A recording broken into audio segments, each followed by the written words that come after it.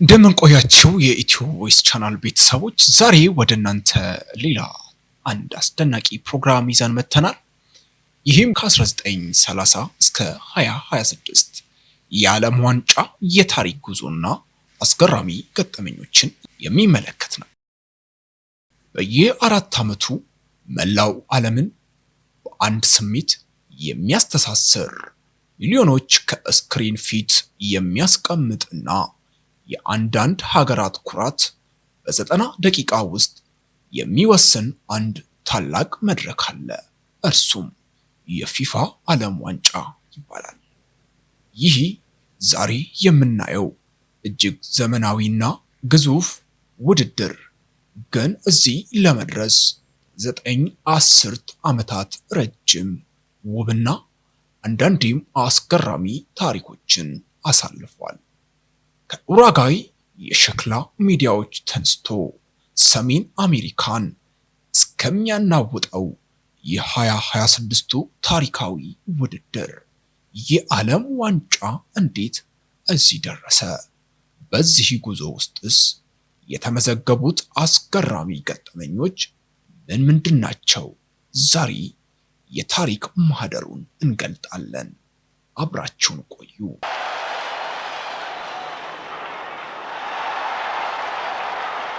ታሪካችን የሚጀምረው እንደ ኢሮፓውያን አቆጣጠር በ1930 ነው። የፊፋው ፕሬዝዳንት ጁልየስ ሪሜት ህልም እውን ሆኖ የመጀመሪያውን የዓለም ዋንጫ በኡራጋይ አስተናጋጅነት አስጀመረ። በወቅቱ ዛሬ እንደምናየው ማጣሪያ አልነበረም። ጥሪ የተደረገላቸው 13 ሀገራት ብቻ ናቸው የተሳተፉት። ከአውሮፓ 4 ሀገራት የተወጣጡ ሲሆን የተቀሩት ከተለያዩ የዓለማት ክፍል መጥተው ነበር። በእነዚህ ጨዋታዎች አስገራሚ ክስተቶች ተከናውነው ነበረ። በመጨረሻው የፍጻሜ ጨዋታ አስተናጋጇ ኡራጋይና አርጀንቲና ተገናኙ። ነገር ግን ጨዋታው ሳይጀምር ትልቅ ጠብ ተነሳ። ምክንያቱ ምን መሰላችሁ? በየትኛው ሀገር ኳስ እንጫወት የሚል ነበር። መጨረሻ ላይ ዳኛው መፍትሄ አገኙ። በመጀመሪያው አጋማሽ በአርጀንቲና ኳስ ተጫወቱ። አርጀንቲና 2-1 መራች። በሁለተኛው አጋማሽ ደግሞ በኡራጋይ ኳስ ተጫወቱ። ኡራጋይ 4-2 አሸንፋ ዋንጫውን አነሳች። የኳስ ልዩነት ያመጣው ውጤት ሆኖም ተመዘገበ። የዓለም ዋንጫ ሁለተኛው የዓለም ጦርነት ምክንያት ለ12 ዓመታት ተቋርጦ ነበር። በዚህ መሃል ግን አንድ ጀግና ታሪክ አለ። የጣሊያን እግር ኳስ ፌዴሬሽን ምክትል ፕሬዝዳንት የነበሩት ኦቶሪዮኖ ባሬሲ የወርቁን የጁልየስ ሪሜት ዋንጫን ናዚዎች እንዳይሰርቁት ከባንክ አውጥተው በአልጋቸው ስር በጫማ ካርቶን ውስጥ ደብቀውት ጦርነቱን በሰላም አሳልፈውታል። አስገራሚው ገጠመኝ ይቀጥላል።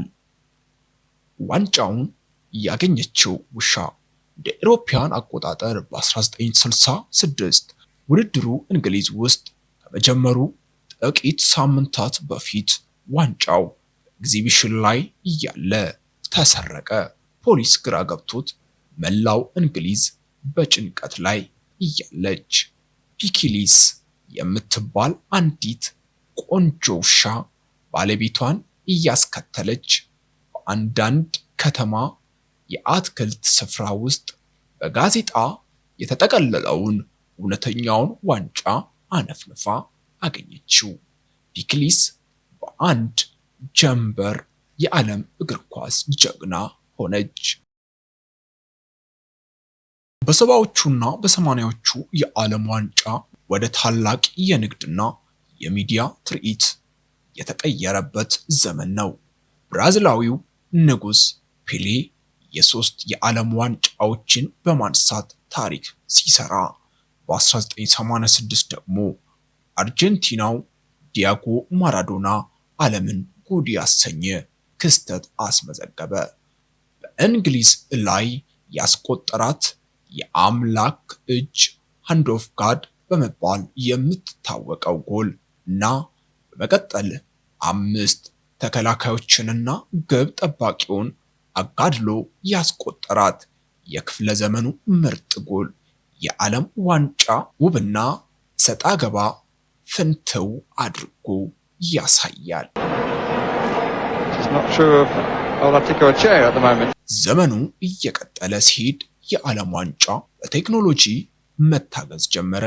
የግብ መስመር ቴክኖሎጂ እና የቪዲዮ ረዳት ዳኛ ቫር መግባት ዋንጫውን በይበልጥ ፍትሃዊ ግን ደግሞ አከራካሪ አድርጎታል። የ2006ቱ የዚኔዲን ዚዳን የጭንቅላት ምት ስንብት፣ የ2014ቱ የጀርመን የ7-1 የብራዚል መርዶ እና የ2022ቱ የሊዮኔል ሜሲ የአርጀንቲናን የ36 ዓመታት ናፍቆት በኳታር ምድር የፈታበት ድንቅ የፍጻሜ ጨዋታ እግር ኳስ ከስፖርትም በላይ መሆኑን አሳይቶናል።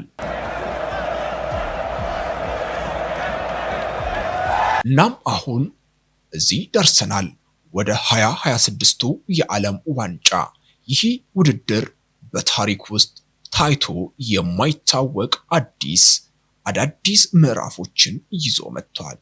የመጀመሪያው በ3 ሀገራት ጥምረት ውድድሩ በታሪክ ለመጀመሪያ ጊዜ በ3 ሀገራት በአሜሪካ፣ በካናዳና በሜክሲኮ በጋራ እየተዘጋጀ ይገኛል።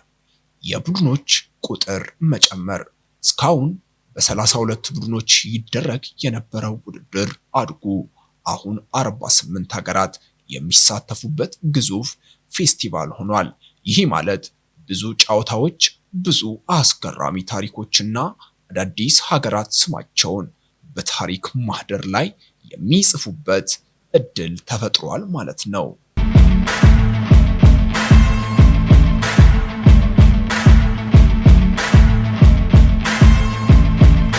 የሜክሲኮ ታሪካዊ ስኬት።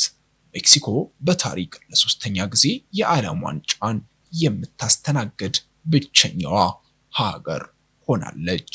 ይህ የ2026ቱ ውድድር እግር ኳስን ወደ አዲስ ከፍታ ያሸጋገረ እጅግ ዘመናዊ ስቴዲየሞችን እና የተለያዩ የውድድር ፎርማትን ይዞ የመጣ ታሪካዊ ክስተትም ሆኗል። ከ1930ው የኡራጓይ የቆዳ ኳስ ጠብ እስከ 2026ቱ የሰሜን አሜሪካ ዘመናዊ የቴክኖሎጂ ስቴዲየሞች የዓለም ዋንጫ የሰው ልጅን አንድ የማድረግ ጥበብ አሁንም እንደቀጠለ ነው። እናንተስ በዓለም ዋንጫ ታሪክ ውስጥ የማይረሳችው ትዝታ ወይንም የምትወዱት ገጠመኝ የትኛው ነው?